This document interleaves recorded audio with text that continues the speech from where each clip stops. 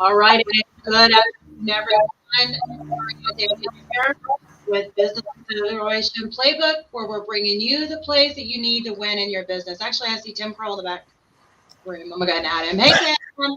Yay! So we are talking today about how to stand out. So I actually was excited about this conversation today, and I was trying to think of a way to tone down my excitement on this topic, but I may or may not succeed at that. We will see.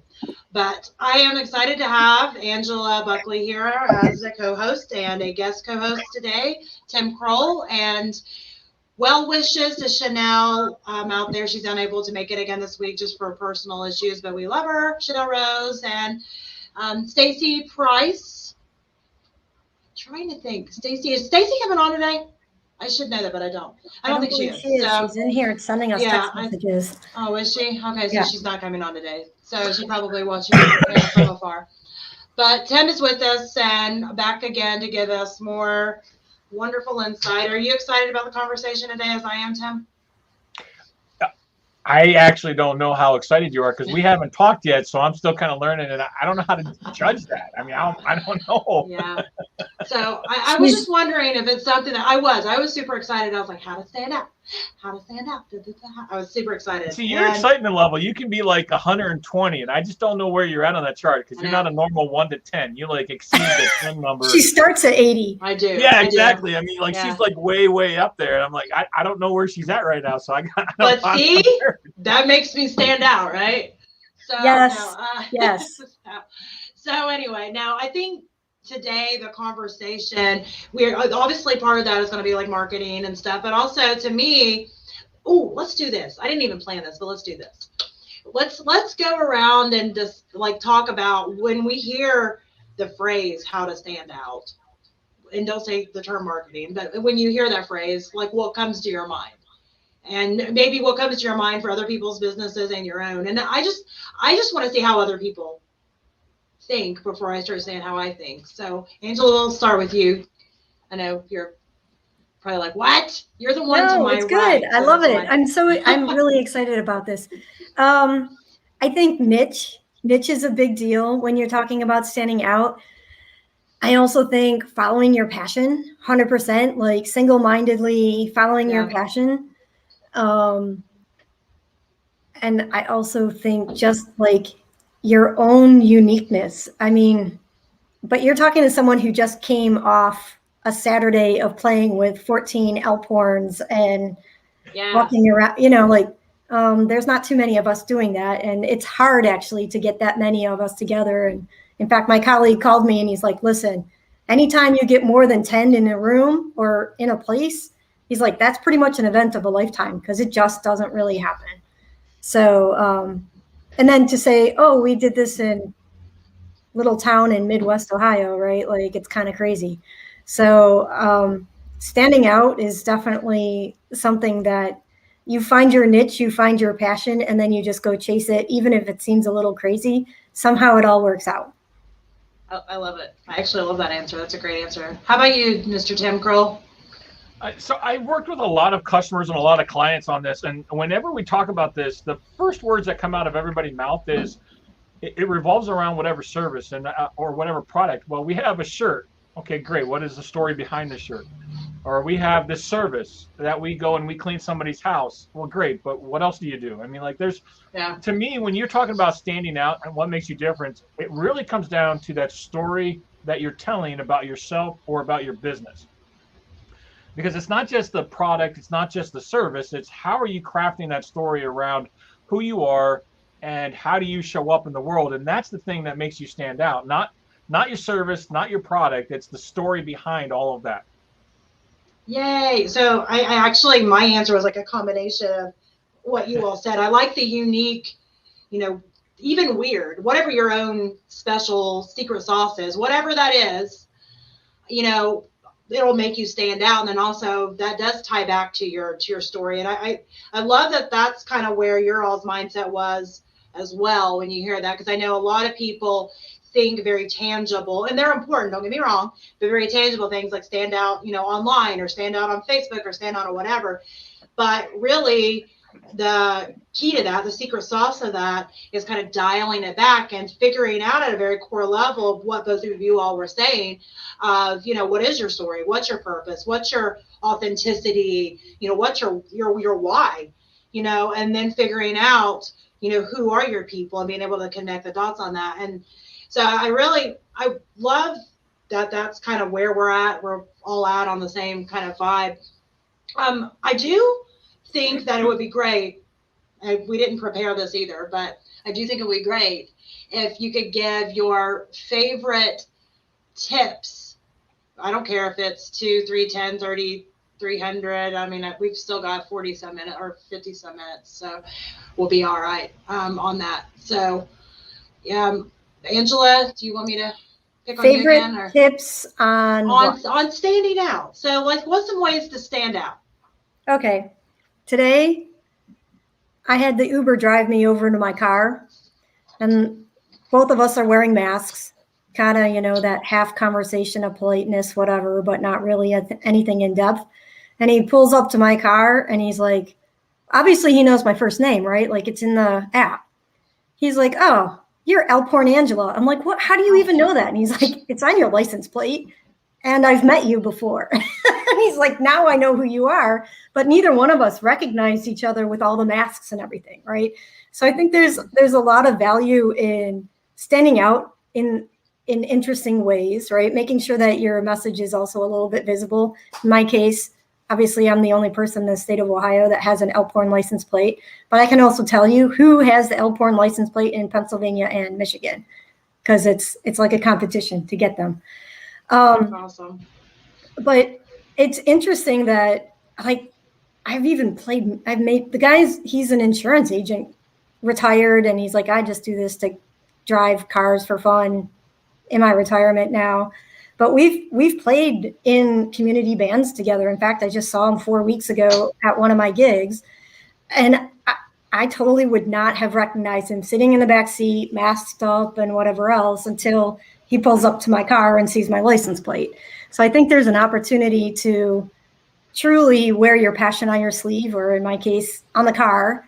And it's honestly, for me, that is like the cheapest marketing I have all year long. And everybody knows when I show up, that's my car, because who else is going to be crazy and have that on their license plate, right? So I think people play Alporn, because I wouldn't. Right? How many people put an Alporn in a subcompact car and drive an electric car too? So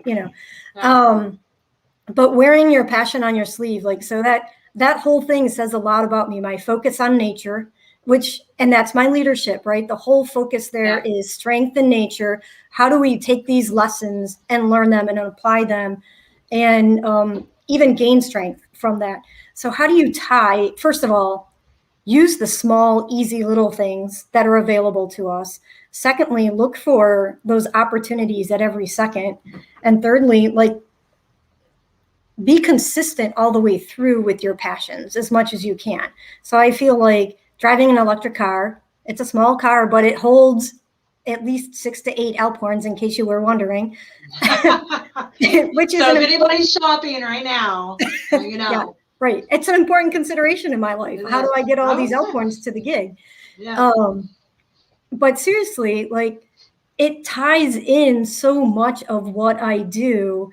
It talks about the focus and the grit and the resilience, and it's all packaged up in this one little thing that somebody identifies me who's an Uber driver, right? I think there's a little bit of fun in having that story in your hip pocket, and knowing that you can take all of these life lessons that we gain from being outside, from being in nature, applying that to our everyday business life, and using that, to your point, Tim and Maria, to tell the story of what is behind and why, and how are you providing value in your community? How are you providing skill set for the development of others? How are you giving back? And giving back also means, don't get me wrong, as an entrepreneur, that you still are earning money as you do that. It is absolutely responsible, not greedy, to be paid your worth. And I think there's a little bit of conversation for some people who are in the arts entrepreneurial world where they feel guilty and they give too much away. But if you're not sustaining yourself, then where's Chanel? Where's Rose? Oh, I know. Right? The money, honey. I need my money, honey, right now. Yeah. But too many people are undervaluing their services and the value that you bring, and tying all of those things together. It's super important. So my tip is like, go all in. I think Tim's guilty of that, except he won't buy the shoes. You got to buy the shoes, Tim. Yeah, I agree with that. Actually, I think you need to buy the shoes. It doesn't fit my personality because they're like these bright red shoes. It's your whole bright yellow, brand. bright blue. It's your brand. I'm just like, I'm not building blocks. Personality. Building blocks. Just during your speaking or doing your like your meet and greets, whatever they call them. Your meet and greets or your master builds. That's when you need to wear them. That's when you wear the shoes. So I agree with that. We're gonna chip and we're gonna do a little like a GoFundMe campaign. GoFundMe for Tim's shoes. Tim needs his very expensive Lego shoes. So for you in listening world, Tim did not introduce himself 100%, but he is a Lego master. So I'm gonna steal his thunder for a second. And we are voting that he get the new Adidas Lego special edition gym shoe to go all in and really represent his brand that he calls building blocks. Exactly. So, do you really love Legos if you don't own the shoes? I mean, that's like. Well, but it's two brands. I mean, that's an Adidas brand versus a Lego. So I don't know. Oh, but they're representing Lego though. 100%. Notice I said Lego. It's not Duplo. It's Lego. You did a really good job there, Maria. I was really impressed. I was really impressed. I was impressed. That's why I brought it up. So yeah. But I was like, hey, I didn't say Legos. I didn't even notice it for a second. But no, much to your point, Angela, I like the tips that you gave. I mean, it doesn't have to be a license plate. It doesn't have to, whatever. It could choose license plate, whatever. But whatever it is, it needs to be something that represents what you're about in some way. And I think a lot of the things that you were talking about outpouring, you're talking about outdoors, you're talking about leadership, you're in the corporate world as well. I think a lot of times entrepreneurs and small business owners, they get this idea that they have to keep all of their worlds so separate. And I say that because I did that at the very beginning, because I thought I had to business Maria's over here, and, wellness Maria's over here, and like outdoorsy Maria's over here. And I had all these like boxes I thought I had to keep all my quote unquote personalities in. And like in reality, it was exhausting. Number one, it was unrealistic. And what I found out is that as I couldn't keep them separated, as I started to kind of have to merge them together, I was more successful because I was tapping into who I really was, all of the layers. And therefore I was being authentic. I was tapping into my own story, and the people that were great with that and like that, they were gravitating towards me. And I think that was what I heard whenever you were kind of talking about some of your stuff, Angela, was that, you have all these layers, and where a lot of people I think get confused about the idea of niching down is that they think that they just have to pick only one thing and just be that, like eat, sleep, breathe that all day long, and that they can't ever do anything else ever. But I think the way that you were explaining it, you have these niche areas, but they're still all Angela, and that is really your own kind of personal branding within it. Is that correct? Yeah, but they all relate to each other. Like the Alphorn is an outdoor instrument. They introduced me, right? So I'm Team USA now for my age group, and the aqua bike and the triathlon. Oh, I forgot to add that. Yeah. Yeah. And they introduced me during the concert. And the PhD, and I could go on and on, but yeah. Makes me a better person.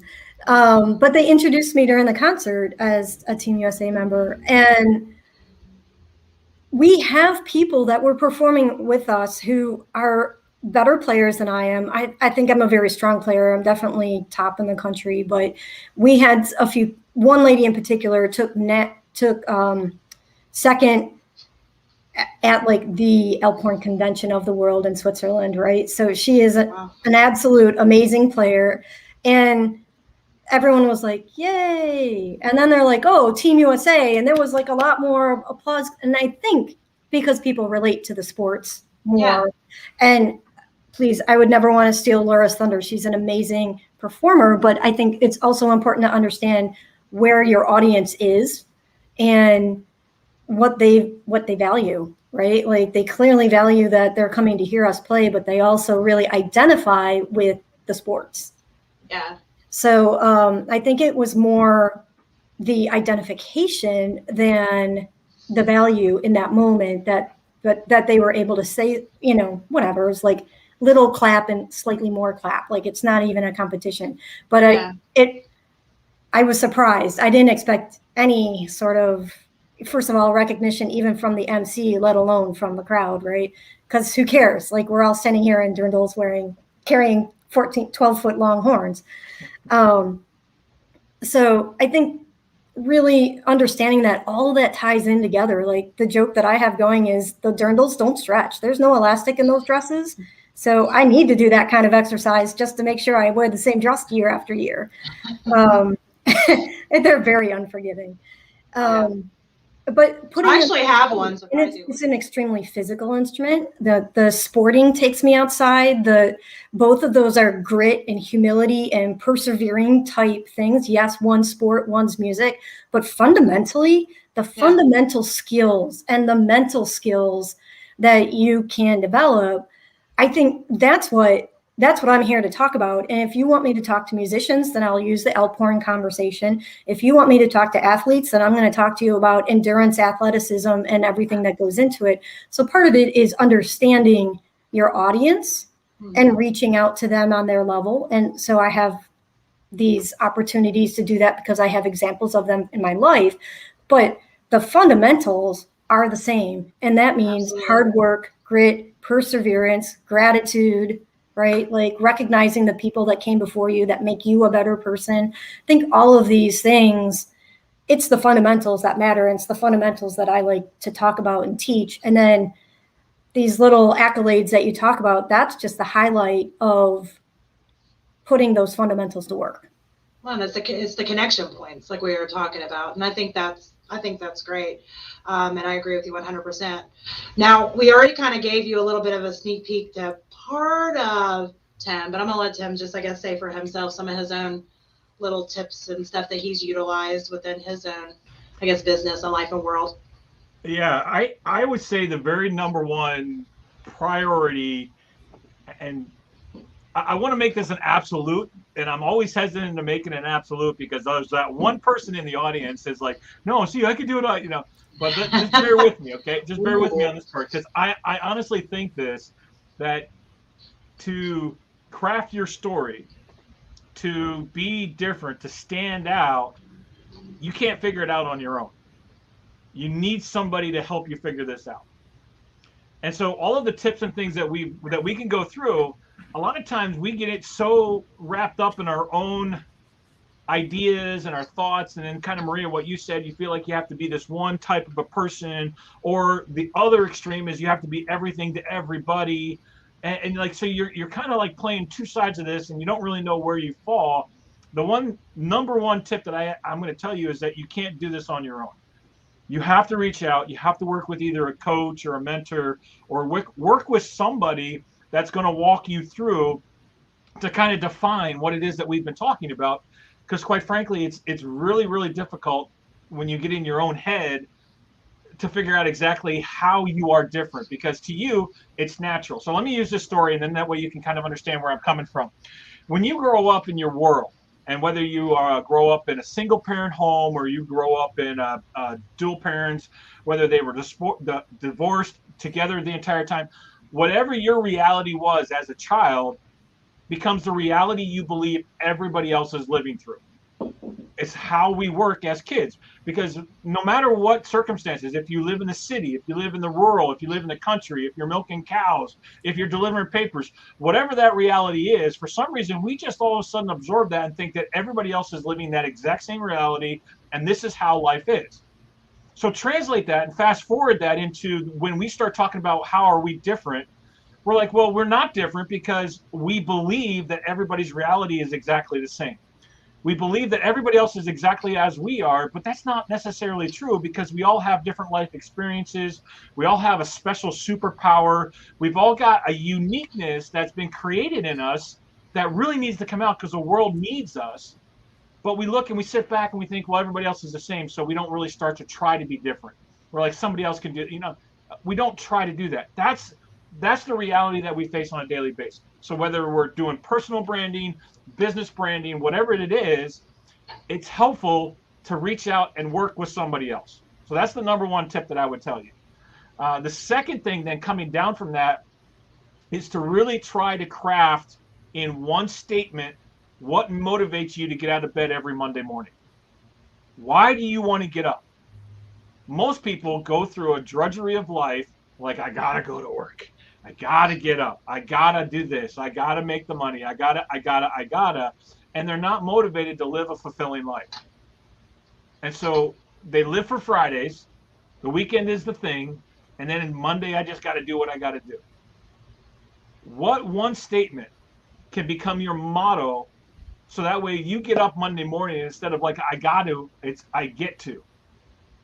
That I get to changes everything, and that I get to change somebody's life. I get to leave an impact. I get to hear the stories of a dad coming up to me from this weekend about how we made an impact on his child.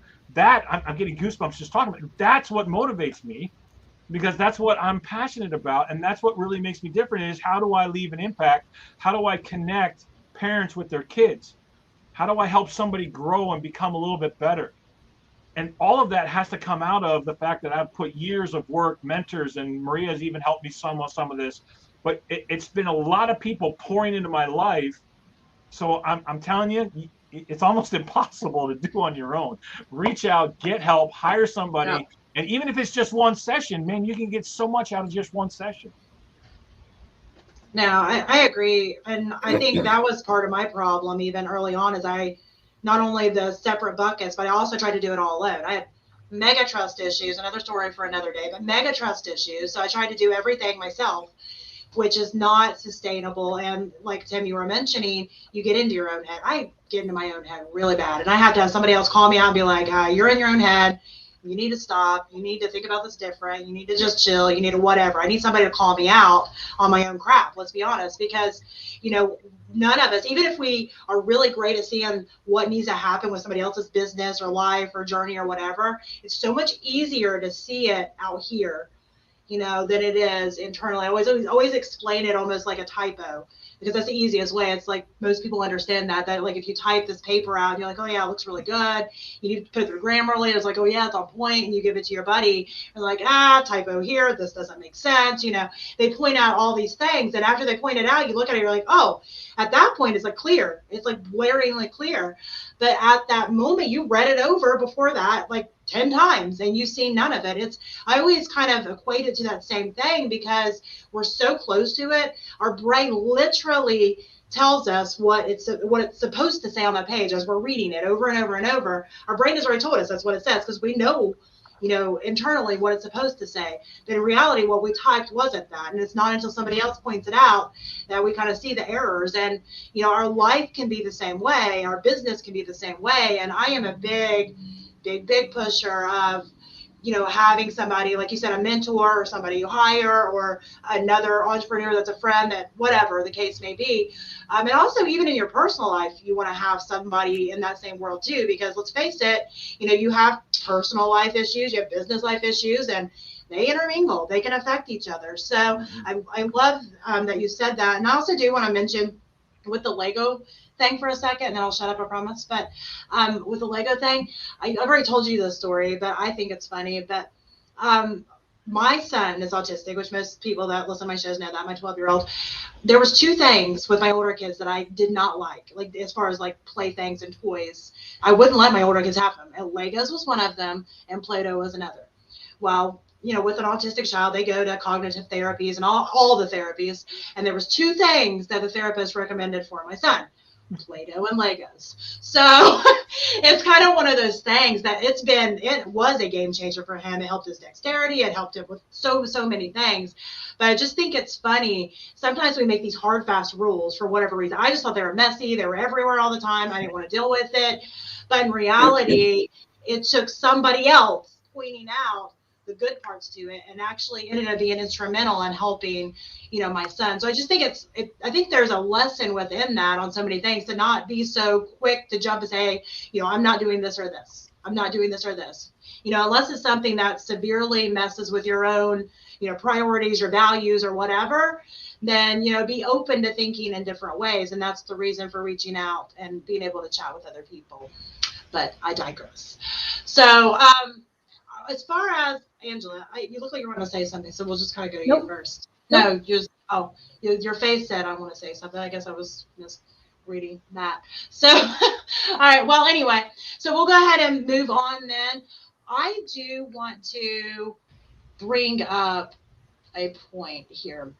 So yesterday, a lot of people probably already know this, Facebook and Instagram was like, I was talking about conspiracy theory. I'm just kidding. I'm just kidding. That's a whole other topic for another day. That's not so funny. The timing is hilarious. Yeah.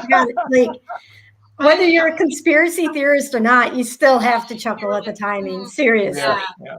It was interesting, but that's not the point I was going to make from that, but we can talk about that later. But one thing I did want to make from that is, I think a lot of people are quick to put all their eggs in one basket, and I've said this countless times, I feel like, at this point, because I've actually had clients who was big on Instagram that literally got locked out of their account, their entire business on Instagram.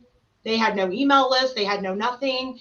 I've had that happen in the past. And I think, again, you should not put all your eggs into one basket. You need to kind of think about, when you're thinking about how to stand out, you need to make sure that as you're standing out, as you're gathering things, you have, something that is not reliant upon, if then, if Facebook works, if Instagram works, if whatever works, go old school, print it out and have your copy of your email list, because you never really know. You could get locked out of your email. You could get, you just don't want to start all over. I've watched so many people have to do that. There's 3 that I can think of right offhand that came to us to help us rebuild after they got locked out of. One was Instagram, one was YouTube, and I can't even remember what the other one was now, but same thing, just locked out. So I just thought that was a good point to make as we're talking about standing out, that you need to think about, as you're, really projecting what your service is, your offer, your whatever, think about, where, you want to own it. Your customer. I can't tell you how often, this is a great point. I can't tell you how often I've watched individuals, and this is true even with their websites or even the domain name. Yep. Like sometimes they'll even go and they'll work with, let's just say it's my uncle's son or whatever, and they end up going on Google or GoDaddy or whatever. They buy the domain, then they forget and everything else. You don't actually own the domain. I've seen this happen so many times where you have to own your domains, own your digital properties, and then, like what you're saying, Maria, is own your customers, and don't just build it on somebody else's platform, because it can be gone like that very, very quickly. Also, because GoDaddy is really bad about giving you free things and then telling you it's time to renew them. Put a reminder in your calendar when your XYZ is going to expire, whether it's your domain name, your email service, whatever you're using, so that you understand when you owe what, and not all the spam because you start ignoring all the extra things that they're trying to get you to buy. Yeah, really own your financial processes. See, I'm starting to talk like the money. Yeah, she's telling me. She's going to come back and be like, I knew I made an impact. She did. I think those are good points, Tim. And as far as like when we've been building websites, I didn't even think about those people. I was thinking only on that. I know current clients we have right now, there's a couple that we had to buy new domain names for the same reason. A marketing company I worked with previously had bought it. They didn't have the relationship anymore. They never got it back, blah, blah, blah. I always tell people that I don't like my business, I do not like buying the domain names for for a client. We have done it, but you have to, I can't transfer it over for 30 days. And to me, that's a liability. I don't want to do that. Yeah. So, but you need to make sure that whatever agreement you have with whoever is doing your, web development or whatever the case may be, or working on or whatever, that there's something in the contract that they, that it is in there, that you own it. Because if not, I've watched people hijack them and all kinds of stuff. And I think that's a very, very valid point to make. I'm glad you did that. And I like your tip, Angela, too. I never thought about scheduling it actually in my Google Calendar or something like that as far as when it's done. I have a spreadsheet that I, use. But I like that idea because I use my Google Calendar more than anything. Yes, that's why. Exactly. So it tells me what's up. Like I don't have my work calendar tied in, but I have my kids' calendar tied into the Alexa. And if you say, Alexa, what's up? She'll give you the list of activities for the day and stuff. That's awesome. So now no one has any excuses to not be prepared for the day. Of course they have excuses, but I try. Yeah. I try to eliminate them. That's all you can do. That's what I'm saying. My kids would definitely find some excuses. My kids use Alexa just to ask her to do random things or to have her say something silly they've seen on TikTok. It's like, it's a pointless use of something for our family.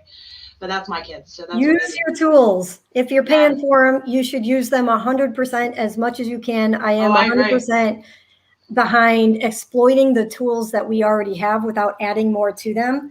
If you already have an Amazon and you have an Alexa in your house, then you can tie your Google Calendar to it. You can say, Alexa, what's up? Let her be the secretary. That way I can spend time momming and not nagging.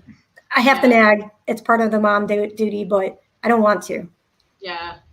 No, I think that's great. I like that tip on using all your tools because I think a lot of us, and I'm a lot of us, I will get a new tool because of this one feature, and it takes me forever to learn it to the point where I figure out, wait, this does this too. I could have got rid of that also 6 months ago.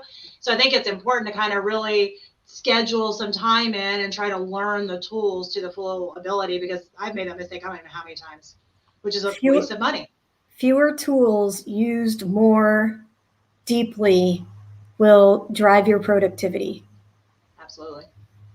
Absolutely. That's my deep quote of the day. Quote of the day. That's a good quote. Drop the mic. Drop the mic. Yeah, I'm done. Yeah, that's good. What about you, Tim?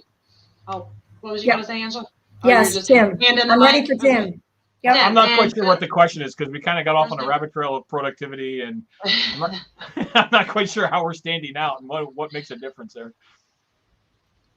So, I mean, you can just kind of like bring it in with whatever point that you want to make. But one of the things that what we were talking about is just the idea of standing out. So like, as far as like when you're standing out, the tools, Angela's talking about tools. Right. And so I think you can kind of bring up some of the tools if you want to too, because I think that's a good use of the rest of we got about 21 minutes left. Well, maybe this is okay. Maybe you don't have to use tools. There's no rules. I was going to say, can I make an adjustment real quick? Just kind of readjust this conversation. Yes. Because I think there's one thing that's really, really important is as we look at this conversation of how do we stand out is to realize that everybody's going to be in a little bit different space. Those that are at the beginning of the journey are struggling to know even what it is that they want to do. Like what fulfills them. Real quick, I can tell you this, and there's a lot of other work that we could do around it, but just this one thing is to take anywhere between, depends on how good you are and how much you can stick with it, but anywhere between, I would suggest 2 weeks up to 30 days. And every day you just take one sheet of paper and you write out the drainers and the drivers. All of the activities that drain your energy, things that you hate to do, that you push off, and all of the things that drive your energy, things that you get excited to do. And so at the very beginning stage, especially if you're looking at us and you're saying, man, I don't even know where to start when it comes to how do I make myself different? How do I make my business stand out? How do I, like, if you don't even know where to start, that's okay. Start with this. Every day for the next 30 days, write down what drains you and write down what drives you. That's going to give you the beginnings of a clearer picture of how you're going to be able to craft your life, to create your narrative in the future. And so that's going to lead you into the story that we talked about, or it's going to lead you into how you're going to make a difference in the world. I think it was Simon Sinek started with the book. It was the 7 Whys and digging down. It's a great, great read. But if you've got no place else and you're like, I don't even know where to start with this, start with the drainers and the drivers. The second step then, so maybe you're a little bit past that. You're like, no, I've already got my passion. I've already got my direction. My challenge to you in that position would be to focus in and come up with one clear statement. something that you would write on the top of your board, the top of your computer, one clear statement on what motivates you and why you're doing what you're doing. What is that one statement? And it can't be very long. It's got to be relatively short. And when I do coaching, I call this your North Star. The North Star is something that guides you, but it's not something that you're ever going to attain. So the sailors on the ships back before they had GPS and all the other stuff, they used the stars to guide them to get from point A to point B, wherever that was at. And the North Star always was that one guide that never moved. That's what you're really trying to craft and create in how you make a difference, is what is that one thing that's going to constantly be drawing you forward, but it's not something that you're ever going to attain in life. If that makes sense. I know it's kind of confusing, but that's I think right. So those are different stages. And then finally at the last stage, like maybe you've already got that purpose, you've already got that North Star, you already know where you're going. My challenge is then to you, and this is more of a mentoring kind of a stage, is how can you be using your experiences, the hardships, all of the stuff that you've gone through, how can you use that to be able to teach the next generation? That's when the legacy gets transferred. And in each one of those stages, you're in a little bit different part of your life. You're in a little bit different components. To be honest with you, sometimes you actually embody each one of those stages throughout your life. They overlap, and that's okay. That's okay, because I know as a parent, I mentor my kids when I teach them to tie their shoes, because I've learned through experience how to tie my shoes. And so I mentor my children to be able to tie their shoes. And there's different stages where you use and you pull from these, but just keeping in mind that it's okay if you're in stage one, trying to figure out what it is that you want to do, what your personality is, and what drives you. It's okay then to kind of be in the crafting mode of what is my North Star. And sometimes they change a little bit or they adjust a little bit. But what is my North Star that's constantly drawing me forward? And then that mentoring stage, how am I giving back through my experiences and teaching? Because each one of those phases, you can truly make a difference and you can truly stand out as you craft that story. I think that's perfect. And I love that you said the drivers and the what? Drivers and the drainers. I love drainers. I like that. And because I mean, I've always kind of said pro con like type of thing, but it's kind of the same idea, except with a little twist on it that I actually like better. Because I think it's a little different because of the emotional element. It is. Exactly. And that, I think that's the part that I like better, is because and that embodies the feeling of it completely, because there are the things that drive you and are the things that drain you. And I know for me, as we were talking, I was kind of thinking through all the layers, all the stages of kind of my own journey. And, you know, those change, they do change. And I think it's because as you like go through the layers, you kind of almost like level up in such a way. I'm kind of gamifying it now, I guess, but you kind of level up in such a way that you're like, okay, well, I know that now because I just went through that, and I've kind of like peeled that layer off and gone to my next layer of things. And again, kind of like the typo analogy, you look back and it's like, oh, well, that makes sense. Kind of like the tying the shoe analogy. Because it's like, we're like, now it's like tie the shoe. You're like, good. Okay, well, I can obviously do that. But when you're a kid, if you remember, and they're trying to make the bunny ears and make it go through the hole, and it's so frustrating. And, you know, it was so hard at the time. And I think that's true for any new task we take on. And I think I do want to caution, because I think a lot of entrepreneurs and small business owners, they can feel discouraged because they feel like, you know, this one over here is, you know, quote unquote, more advanced, and this one is, you know, more advanced over here, or whatever the case may be. But we all level up, or whatever, you know, term you want to use, in our own time based on our own experiences. It doesn't mean that. Yeah, go ahead. I think because there's two things, and there's two big cautions on this thing, and two ways that you have to understand. So let me deal with the first one, which is you need to understand when you do the drainers and drivers, you are never going to 100% eliminate all of the drainers in your life. That is an impossibility. The goal of this exercise is, how can I craft my life and create this narrative so I'm doing more drivers than I am drainers? Is my list for my drivers longer than my list for my drainers? Because at some point in time, I hate to pay bills.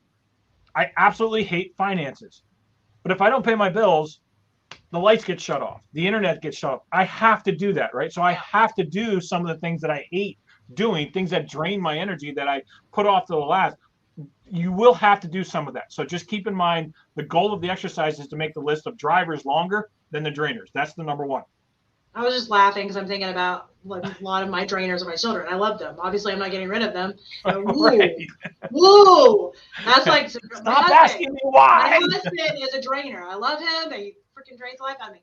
And I think I like that you said that, because there are going to be those things that, you know, they're going to stay on there. But if there is something like a task we're doing on a regular basis, I always come back to that do, delegate, delete, do, delegate, delete. And I do great at it sometimes, and I fall off the wagon and stuck at it sometimes. And I actually have some of my employees that'll call me and be like, that's because you're not delegating it. And I'm like, no, because they throw it back in my face, but they're right, you know? So I think that is another kind of easy word trio that you can kind of use when you're kind of trying to streamline things and figure things out. Angela wants to say something. Yeah, that's what I was waiting. I do, because do, delegate, delete. I have 4 Ds. I have a whole course. Oh, that's right. Yeah, you've got the. She goes extra on it. I don't have that though, but Angela does. That's who you need to talk to on that. Yep, I have the. What is the other D? Sorry of everybody, but I have the under the delegate, it's do, delegate, delay, and delete. Yeah, which that one's smart. That's right. Smart. And then the delegate breaks out into the training elements of train, trust, test, and support. So yeah, we can toss that up, and I think I have that as a lead-in freebie thing, so we can toss that in the Facebook group. Yeah, that would be good. Stacy, if you're watching, we need to get that link and we can put it up in there. Poor Stacy. So the second thing is, when I just went through those 3 different phases, that's how I think and work. And I always I've got the 5 building blocks, the leadership. The point that I really want to make on this is that it is a never-ending journey, right? So when we take that first step, a lot of times I have to go back, and even though I've done drainers and drivers 4 or 5 times, I have to go back and do it again, because I have to go back and identify what are the activities that I'm doing on a daily basis. Because as I grow and I step into that mentorship, or I step in as a mentor, I become more self-aware. And the more self-aware that I become, it goes back to what your point was, Maria, is the fact that sometimes when we take that second perspective, we now become aware of a flaw, or we become aware of, like, you know, I was doing that, but I really didn't like doing that, and I just kind of glazed over it the first time. So that process is a never-ending kind of a journey where you're climbing and you're going up, and it's like, okay, yeah, I'm now at a little bit, hopefully you're growing, hopefully you're mentally becoming better, and physically you're becoming better, but you're growing into that higher state. And so at a higher state, you now have the ability to go back and re-examine some of the things that you're doing in your own life, in your own business, and then you correct and adjust, and you become better. You grow mentally, physically, spiritually, socially. And as you're growing, you can come back and you can reevaluate, because now you look at things in a different way. You have a different perspective from either experience or maturity, or however that comes about. So it's a constant process of growing and just taking that next step up. Absolutely. And I think another important thing that I want to kind of point out is that, you know, if you grow out of doing something, you decide it's not for you, it doesn't necessarily mean that it wasn't good for you at one stage, because there's things that I've done that was great for me during that stage, but then it no longer was serving me in such a way anymore, or I wasn't, like, my heart, it wasn't one of my priorities and my values anymore. And so, you know, as I kind of moved on to the next stage, I think sometimes we try to hang on to those things because they're good. It's not, I think it's easy, or it was easier for me if it was like, well, this is terrible for me, this is bad for my business, this is bad for, you know, my family life, whatever. It was easy to kind of remove that. But sometimes there's still quote unquote good things.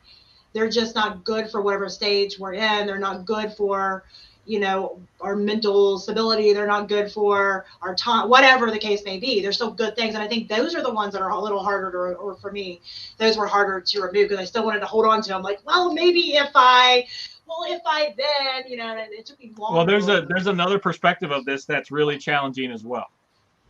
And we're going to go in the deep end of the pool really, really quick here. So just, I'm going to apologize in advance, but just be ready. Here we go. I'll get my snorkel. Yeah, there you go. There's a lot of times in our past that something bad happened and we feel guilty about that, or we feel like we've wasted our lives being in allowing that position. Oh, yeah. But we wouldn't be who we are without that. And that guilt, sometimes we carry that guilt forward into our next adventure or our next experience or our next relationship, and it taints the way that we enter into that. So if we don't handle that guilt, I liken this, the easiest and the quickest way to be able to give you this kind of an example is when my son left and went to college, I felt an incredible sense of pride as a dad because he's growing up and he's becoming a man. But at the same time, I feel this incredible sense of loss because we're never going to have a relationship that we had before. That's all gone now. It's no longer a parent and a child. Now we're friends. And so I'm conflicted inside. And a lot of times we have some, frankly, crap in our past that we have to deal with, whether it's a relationship, all kinds of stuff around relationships, or whether it's we were at an employee situation where we were abused by the employer or used. I mean, like, there's so many things that we could go back and we could say, I regret or I feel guilty. Yeah. But the reality is that's what made us stronger. It's what made us better. And now through those experiences, if we're willing to share some of the hardships that we went through, we give hope to those that come behind, and we show others that they're not alone going through whatever it is that they're going through. So I want to follow up on that. And we talked about this a little bit last week when we were talking about taking a leap. Choose who you want to use as your sounding board. You're not asking for permission. You're working with people to understand where you're going and how you're growing. That doesn't mean that you have to take everybody into your confidence when you're sharing and growing. So choose carefully, because knowledge is power. No, I think that's good. And I think it depends on, what you're going through that moment, on who you need, whether they're a therapist or a business or, whatever the case may be. Sometimes both. For me, it was both, but like, I think, for our own journey, we have to, again, it goes back to that. I hate saying the same phrase, like level up, but it almost kind of goes along right with that leveling up, because I've been very vocal about a lot of my journey, but I felt called to do that. All my journey of all the things. So if you kind of follow me on all the platforms, I'm very open about everything. And I've had people ask me about that. And that's not for everybody. That is not for everybody to kind of share everything with everyone. So I'm glad, Angela, that you said that, because I think some people hear my story and stuff and think that, if I want to, get through this hard time, then I have to just tell everybody everything. No, you have to heal from that before you can share it. You got to heal from that. I think that's what you're saying, Angela. Agree. Yeah. You got to go through some healing process in order to be able to come back and talk about it, because you can't always talk about it right away. No, and you have to decide who at that point. Yeah. For what do you feel and why? Why do you feel like you want to share with this person, and who is that? And for me, I decided to make it broader than that, but I definitely don't think that is something for everybody. I think you have to, most of the time, you want to be very careful and particular about who you open your entire self up to. There's a quote in Tuesdays with Maury, and he talks about how Maury shares everything and anything right up until it comes to his wife. And Maury's wife is a very private person. So Maury will share everything with anybody, but he recognizes and cherishes the relationship with his wife. So then when he gets to that point, he's like, I can't share that part, right? That's our private part. That's her story to share. So I think it's really important to understand that we are all allowed to have the different boundaries, and that we tie all of those things together. So that's all I'm saying is know what your healing point is, understand where that is, but you still have to do the work, right? Like, you have to do the work. You have to do that self-vulnerable activity in order to reach those growth points. And it's not hard, and we've all been there. So, and we do all need support. So I encourage that you share, but choose carefully. Yeah, I love that. And I like the term, using the boundaries.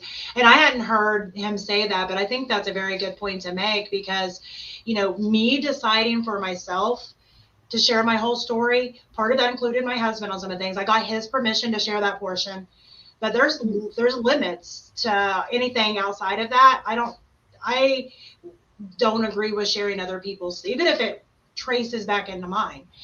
Because all our lives end up intersecting. And I think that is something to be careful with and point out as you're stepping into standing out, stepping into your authenticity. I think sometimes a lot of people can kind of get confused with the fact that just being authentic doesn't mean that you're stepping on other people's boundaries, because unless you've had that discussion and that dialogue to where they're like, oh no, I'm completely fine with this, then that's where, the buck needs to stop. I mean, I think this is all how it ties into. It comes back to what are the fundamentals in order to have that strong foundation so that you can step out and be that outstanding person in your field. Absolutely. Hey, we only have 4 minutes left. Yes. Tim, how do people find you? Where are you? What are you doing next? Tell us more. Yeah, so actually, I will be in Fort Wayne on this weekend. So if you really want to see me, you can come to Fort Wayne because we'll be there at Brick World. So that's really a lot of fun. Socially, as far as all weekend, both days. Yeah, Saturday and Sunday. It's called brickworld.com. You can find tickets at brickworld.com. But that's another one. And then I'll be in Milwaukee 3 weeks from now, and that's another show for 2 weekends. And then in Landover, Maryland, the last weekend in October. So I've got several shows. But as far as following, if you want to know about Lego and you want to hear about Lego, it's primarily on Instagram, Tim Kroll. It's Tim _Kroll. And then if we want to connect on a business wise, it's LinkedIn. But I'd like to hear people's journeys and stories. So we can schedule some time if you reach out to me. Awesome. Yep. And you have to give yours now, Angela. Okay. Sure. You can always find me at www.strengthandnature.com. And I am on Instagram as Creatively Efficient, or also Angela J. Buckley if you want all the craziness of sporting and music. But all my leadership things are all over on the business side. So, and LinkedIn, Facebook, I'm there as well. Awesome. So I do want to shout out, I know Chanel has been doing a lot of workshops, and I think she's doing some speaking on Airbnb. So I don't know when the next one is, or I would tell you, but I don't. But if you go to Chanel Rose, you can follow Chanel and find out more about that if you're interested in finding out about the world of owning an Airbnb and managing an Airbnb. She's been doing great with hers, and she's teaching other people on how to kind of use that as a side hustle. So I did want to, give her a shout out on that. I can't remember the title of her group. Stacy, if you're on here, you can find that. Do you know it? It's like entrepreneurial Airbnb. I only remember the Airbnb part. I'm like Chanel, Airbnb. Those are the two words in my mind. Airbnb for ambitious entrepreneurs. Oh, there you go. So see, I can't reach my keyboard. So yeah, there we go. So I think that's a great thing, because when you're thinking about standing out within your business journey, it doesn't hurt to have some side hustles kind of going on, and Airbnb is a great way to do that. So we will be back again next week. I'm trying to remember what next week is. Next week at 1 p.m. Eastern. I don't remember what next week is. Hold on, it's right here actually. We will be talking about targeting buyers and niching down. So there we go.